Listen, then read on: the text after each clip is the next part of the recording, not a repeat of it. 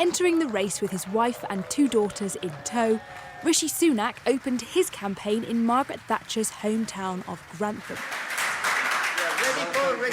Boris Johnson's former Chancellor attempted to brand himself as the underdog and said he would prioritise reducing the NHS backlog, criticising his opponent's pledge to cut taxes that he himself raised.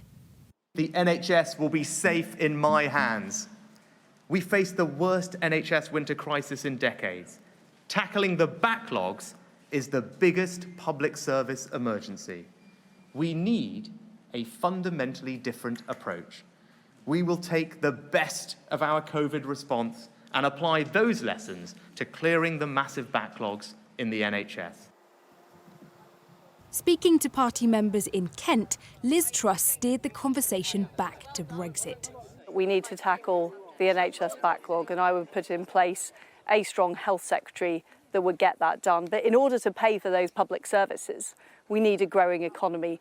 That's so vital that we unleash those post-Brexit opportunities, we get rid of those pointless EU regulations, and we also cut taxes to make sure that we are getting people to set up businesses and help grow the economy. So far, the battle for number 10 has been fought largely on the economy. But today, as the starting pistols were fired, both candidates are desperate to prove they can do more than just be fiscally responsible. Mr. Sunak is vehemently against borrowing. His priority is to tackle inflation.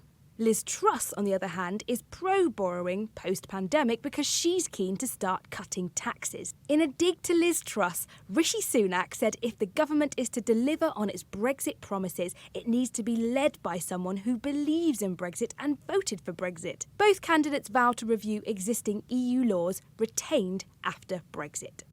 On health, Rishi Sunak is planning to put the NHS on a war footing and use lessons learned from the COVID pandemic to clear waiting lists. Liz Truss says she's committed to increased NHS funding, though there are questions over how she would do this, considering her plans to cut taxes. We're on a war footing, but we haven't got enough troops to fight the battle, and the battle is a long one. This is a long campaign that the NHS is going to have to pursue now to bring down waiting times.